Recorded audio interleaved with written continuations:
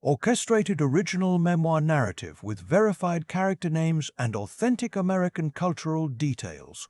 Orchestrated original memoir narrative with verified character names and authentic American cultural details. Today my daughter told me there wasn't really room for me at the Thanksgiving table that year. I was standing in the kitchen. I had paid $11,000 to redo for her 2 summers before. New quartz counters. A farmhouse sink she'd circled in a magazine. I remember my hand was resting on that cold stone when she said it, and I just nodded, like she'd asked me to pass the salt. I'm 68 years old. I worked 31 years at a transmission plant outside Dayton.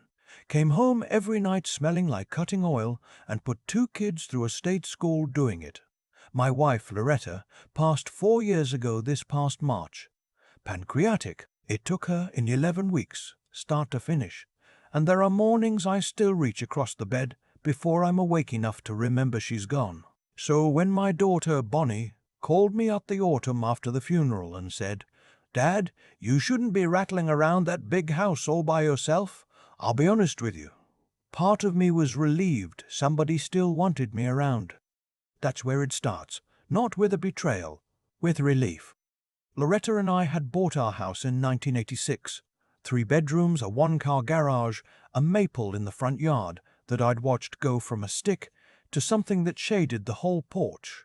We paid $89,000 for it, and I'd had the mortgage burned and buried for almost 2 decades. By the time Bonnie started in on me about being lonely, that house was worth right around $340,000, free and clear. That's not a small thing for a man who used to count overtime hours to make the property taxes. That house was the proof that Loretta and I had done it right.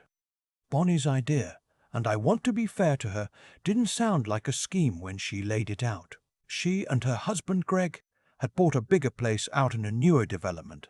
One of those subdivisions where every mailbox matches and there's a homeowners association that'll fine you for the wrong color front door. They had a finished basement, she said, a walkout with its own little kitchenette and a full bath. You'd have your own space, Dad, your own door to the outside. Lily could come down and see Grandpa whenever she wanted. Lily, my granddaughter.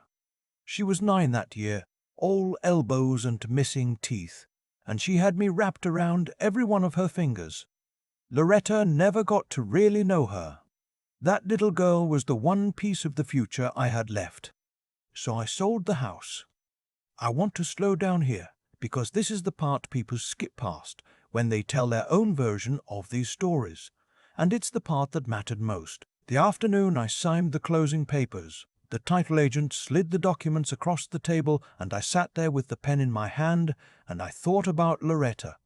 About the night we moved in, eating Chinese food off a cardboard box because we hadn't unpacked the table yet. About teaching Bonnie to ride her bike on that driveway. About the dent in the garage door where my son backed the lawnmower into it the summer he was 14. I signed it anyway. $341,200 after the agent's cut. And then I made a decision that everything else hangs on. I didn't keep that money for myself. I gave Bonnie and Greg $80,000 toward redoing their basement into what they called my in-law suite. I figured, what do I need it for? I've got my Social Security. I've got the pension from the plant. About $1,900 a month between the two, and Medicare covers most of what my old carcass needs fixing. I kept the rest of the house money in a savings account and a couple of CDs at the credit union and didn't think much more about it. My kids were going to get it all eventually anyway. Why not let them have some of it while I'm still around to see them enjoy it? That's what I told myself. I want you to hear how reasonable it sounded, because if you're listening to this and something similar is happening to you, I don't want you thinking you were a fool. You weren't. I wasn't. Love makes you generous, and generosity is not the same thing as stupid. People who've never trusted anybody have a real easy time calling the rest of us naive. The first year was good, I'll give it that. I won't pretend it was misery from the jump, because it wasn't. Lily would knock on my basement door after school, and we'd watch game shows, and she'd tell me about which girl in her class was mad at which other girl. Greg and I would grill out on Sundays. Bonnie would bring down a plate when she cooked something special. I had a recliner, a TV, a little hot plate, and a window that looked out at the tree line behind their property. I told myself this was the soft landing every man hopes for. I told myself Loretta would have approved. Then the math started to change, and at first it was so small I didn't even register it as a change. It began with the grocery money. Bonnie sat down across from me one evening with that careful voice people use when they've rehearsed something, and she said, "Dad, with you here, food's just adding up faster than we figured. Would it be fair if you chipped in for groceries?" And of course I said yes. Of course, I'm eating their food, I should pay my share. So I started giving her $300 a month, cash, every first of the month. Then it was $400. Then she mentioned the utility bill had really gone up since I moved in. The basement, you know, the extra heat. And would I mind covering part of that too? Another $200. Then the property taxes came due, and Greg said something at dinner, sort of half-joking, about how the assessment had gone up partly because they'd finished the basement for me, and wouldn't it be only right if I covered that portion? You see how it goes. Not one big robbery, 100 small ones, each one wearing the face of fairness. By the middle of the second year, I was handing over close to $1,400 a month. That was nearly everything but a couple $100 of my income. I'd given them $80,000 to build the place, and now I was paying rent on it without anybody using the word rent. But money, I want to be clear, was never really the wound. I'd have given them every nickel and not lost a wink of sleep if I'd still felt like family. The wound was something quieter, and it crept in lower under the ribs. It was the way conversation stopped when I came up the stairs. The way Greg started referring to the basement like it was a storage room that happened to have a man in it. It was Bonnie telling Lily when the girl wanted to come down and watch TV with me, "Honey, leave Grandpa alone. He's tired." I wasn't tired. I was 68, not 98. I could have run circles around half the men in that subdivision, but the story they were building, the one I didn't have any say in, was a story about a frail old man who needed to be managed. And once you become a thing to be managed, you stop being a person to be loved. I started eating dinner downstairs by myself. It just sort of happened. Bonnie would call down that supper was ready, and by the time I got up there, everyone had served themselves, and there'd be a plate left for me, going cold, and the three of them would be talking about something that had clearly started 10 minutes before. So I took to bringing my plate back down. Easier that way. Less standing in the kitchen, feeling like I was interrupting my own family. The holidays were the worst of it, and the Thanksgiving I mentioned at the start was the bottom. Bonnie's husband had a big family. A mother, 2 sisters, all their kids, and they were all coming. She came down to the basement the week before, and she had that rehearsed voice on again, and she said the dining room was only going to seat so many, and Greg's mother had to be there, and she thought maybe it'd be more comfortable for me to just do my own thing that day. Maybe I could heat up a plate down here and watch the football. In the kitchen I'd paid to build on the holiday that meant family. In the house I'd handed over $80,000 to make a home. I was being told there wasn't room. I said sure.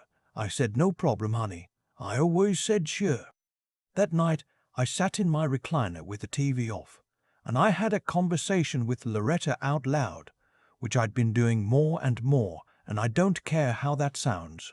I said, "Lo, I think I made a mistake," and in the quiet I could hear exactly what she would have said back, because 41 years of marriage teaches you a person's voice better than your own. She'd have said, "Russell, you didn't make a mistake, you made a gift. They're the ones turning it into a mistake." And then she'd have told me to do something about it, because Loretta never once in her life let me sit in self-pity for longer than a day. But I didn't do anything about it, not yet. I want to be truthful about that, because I think the hardest part of these situations, the part nobody admits to, is how long you'll keep your eyes shut, just to avoid knowing the thing you already know. I told myself the holiday business was a one-time crunch. I told myself the cold plates were just busy family chaos. I told myself the silence on the stairs was in my head. What broke it open was the furnace. It was January, deep cold, the kind that makes the windows rattle. My part of the basement got an unhappy temperature down at night because the system was old, and the ductwork down there was an afterthought. I'd been sleeping under 2 extra blankets and not complaining, because by then complaining felt like proving their point about what a burden I was. But one night the whole furnace gave out, upstairs and down. The entire house went cold, and Greg came downstairs to look at it because the access panel was in my area. He didn't knock. He never knocked, but I'd stopped expecting it. He came down in his robe with a flashlight, and he didn't see me sitting in the dark in my chair, and he was on the phone with somebody. His sister, I figured out, and I sat there in the dark. And I listened to my son-in-law say, plain as anything, no, we're not putting another dime into the basement. Once we get him into Brookhaven, we'll rip the kitchenette out and finally have the rec room we wanted. It's just a matter of timing. It's so it doesn't blow up with Bonnie. Brookhaven. I knew that name. It was the assisted living place out on Route 9, the one with the brick sign and the little fountain that didn't run in winter, the one where they'd put Hank Mercer from my old bowling league after his stroke, and where he'd died 8 months later, lonely as a dog in a parking lot. They were planning to put me there, not because I needed it. I could climb a ladder. I could change my own oil. I'd passed my last physical with a doctor who told me I had the heart of a man 10 years younger. They were planning to put me there so they could have a re-room, and they were going to time it so it didn't upset my daughter. I want to tell you I confronted him right then. I didn't. I sat in that dark, and I didn't make a sound, and Greg fiddled with the furnace and went back upstairs and never knew I'd heard a word. And I sat there in the cold for I don't know how long, and the strangest thing happened. I stopped feeling sad. I got clear. There's a kind of clarity that's better than any comfort, and it only comes after the comfort's been taken away from you. All those months I'd been so busy not knowing, so busy keeping my eyes shut, and now they were open and the cold air felt almost good, because here's what I understood. Sitting in that chair, they had built their entire plan on the assumption that I was helpless. Every decision they'd made, the grocery money, the silence, the cold plates, the basement they meant to gut, all of it ran on the belief that I had nowhere else to go and not enough left in me to go there. And that just wasn't true. I'd let them believe it, but it wasn't true. The next morning, I didn't say anything. I made my coffee on the hot plate and I drank it slow. And after Greg left for work and Bonnie took Lily to school, I drove down to the credit union. This is the part I'd been keeping in my back pocket without even knowing I had it. Because I never gave them everything. I gave them the $80,000 for the basement, yes. I'd been bled for $1,400 a month, yes. But the rest of the house money, better than $240,000, was still sitting in my savings and my CDs, with nobody's name on it but mine. They never asked about it. I think they assumed it was gone, spent, or that it didn't matter because it had come to them in the end anyway. They never once imagined I might decide to spend it on myself while I was still breathing. I sat down with a young woman at credit union, couldn't have been older than 30, and I told her I wanted to look at my options, and she pulled up my accounts, and her eyebrows went up just a hair, and she said, "Sir, you're in a very comfortable position. A very comfortable position." Nobody had talked to me like a man with options in 2 years. I spent that whole day not in self-pity, but in arithmetic, and arithmetic is a wonderful cure for despair. Here's what I found out. There was a senior community across town. Not a nursing home, not Brookhaven, a real community. Little patio homes for folks 55 and up, with a clubhouse and a pool and a woodshop, and a calendar of things to do that ran 4 pages long. The kind of place where people my age were living, not waiting. A 2-bedroom patio home there ran about $190,000 to buy outright, with a monthly fee of around $400 that covered the lawn, the snow, the amenities, all of it. I could buy it in cash and still have 50,000 in the bank and my whole monthly income freed up because nobody there was going to charge me grocery money to live in a house I owned. I drove out and looked at it that same afternoon.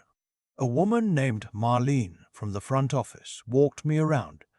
There was a man about my age out front of one of the units, repotting tomato plants on his little patio, and he looked up and waved at me like I was already a neighbor. There was a flyer on the clubhouse bulletin board for a Friday night cards group and a Tuesday breakfast at a diner in town. There was a wood shop, and I hadn't had a wood shop since I'd sold the house, hadn't had a place to make the birdhouses. Loretta used to fuss at me for cluttering up the garage with. I stood in the empty living room of one of those patio homes, with the winter light coming through a sliding glass door that opened onto a little fenced yard, and for the first time in 2 years I felt something open up in my chest. It wasn't happiness exactly. It was bigger than that. It was the feeling of a door you forgot you had the key to. I put down earnest money before I left. Now here's where you might expect the blow-up. The screaming match, the airing of grievances, the satisfying scene where I tell them off and slam the door. I'll tell you the truth. It didn't go like that, and I'm glad it didn't, because I learned something about the difference between revenge and dignity, and they are not the same animal. I didn't tell Bonnie and Greg I'd heard what I'd heard. I didn't tell them about Brookhaven. I figured if I led with the accusation, the whole thing would turn into a fight about whether I'd heard right, whether Greg meant it like that, whether I was being paranoid in my old age, and they'd have had me back on the defensive, back to being the confused old man who needs managing. No, I wasn't going to give them that. Instead, I waited until a Sunday when Greg was grilling and Bonnie was setting the table and Lily was doing cartwheels in the yard, and I came up the stairs and I sat down and I said in a perfectly easy voice, "I've got some news. I bought myself a place over at Whispering Pines. I close at the end of the month. I think it's time I had my own home again." You should have seen their faces. Bonnie set down the plates very slowly. Greg turned around from the grill with the spatula still in his hand. And the very first thing out of my daughter's mouth was not, "Dad, are you okay?" It was not, "Why?" It was, "But what about the 80,000? You can't just, Dad, you put that into this house." And there it was, right out in the open, plain as the furnace had been plain in the dark. The first concern wasn't me. It was the money. I'd be lying if I said that didn't hurt one more time, fresh even though I already knew. But I'd had my clarity by then, and clarity is armor. I just looked at her and I said, "I gave you that 80,000. A gift's a gift. I'm not asking for it back. I'm just letting you know I won't be needing the basement anymore, so you'll be free to do whatever you've been wanting to do with it." I watched that land on Greg. I watched him understand that I knew. He didn't say a word. He turned back around to his grill, and I'll tell you, he never could look me square in the eye after that day. Bonnie tried, over the next 2 weeks, to talk me out of it. And I want to be fair, because by then I think some part of her was genuinely scared, not just about the money, but about how it would look her father moving out, what people at church would think. She said I'd be lonely. She said I was too old to be living alone. She said, and this is the one that almost got me, "Dad, don't you want to be near Lily?" That one I had an answer for, because I'd thought it through on a lot of cold nights. I said, "Honey, Whispering Pines is 14 minutes from here." I measured. Lily can come stay weekends. I've got a second bedroom, and I'm going to set it up just for her. And when she comes, she's going to have a grandpa who's got his own life, his own friends, his own woodshop, not one sitting in a basement waiting for somebody to throw him a scrap of attention. That's a better grandpa for her to have. You'll see. I moved at the end of the month. Greg didn't help me carry a single box. Bonnie helped. But she was quiet the whole time, and when the last of my things was loaded, she stood in the empty basement that they were already, I have no doubt, mentally measuring for a pool table, and she got teary. And I'll admit I softened. She's my girl. I held her for a second, there at the bottom of the stairs, and I said, "I'm not mad at you, Bonnie. I want you to hear that. I'm not going anywhere. I'm just going to be a whole man again, and you're always welcome at my table." I meant the part about not being mad, mostly. A father's heart is a complicated piece of equipment. Now, I've been at Whispering Pines going on 2 years, and I want to tell you what that arithmetic bought me, because it turned out to be a lot more than a house. I made friends, real ones. There's a fellow named Stan, 2 doors down, who was a high school shop teacher for 40 years, and the two of us have all but taken over the wood shop. We make birdhouses, and Loretta would have plenty to say about how many I've got going at once, and that thought makes me grin instead of ache, which is its own kind of healing. There's a card game Friday nights. There's a widows and widowers breakfast on Tuesdays at a diner in town, where the coffee's $1.50, and the waitress, who's 70 if she's a day, calls everybody on. I've got somewhere to be most days now. 2 years ago, I had a recliner and a window. Now I've got a life. And here's the thing that surprised me most, the thing I didn't see coming. My relationship with Bonnie got better. Not all at once, but once I wasn't living in her basement being managed. Once I wasn't a problem under her feet. We could just be father and daughter again. She started calling, actually calling, to talk, not to ask for grocery money. She came out for Sunday dinner some weeks and saw the man her father actually was. The one she'd forgotten was in there. I think it shamed her a little, what she saw. I think it shamed her a lot, honestly. Though we've never had the big talk about it, and maybe we never will. Some things you settle without words. Greg, I keep at arm's length, and he keeps himself there too. That's all right. Not everybody has to be close. And Lily comes most weekends just like I promised. She's 11 now and she's got opinions about everything, and she helps me in the woodshop. And last month she painted a birdhouse the brightest, ugliest purple you ever saw, and I hung it right out front of my place where everybody can see it. She told me last weekend, completely out of nowhere, while we were sanding a board, "Grandpa, I like coming to your house better than anywhere." And I had to turn around and pretend to look for something on the shelf so she wouldn't see her old grandpa's face. So here's what I'd say to you if you're somewhere in the middle of your own version of this. And I know some of you are, because I was you, sitting in a cold basement telling myself it was fine. Generosity is a good thing.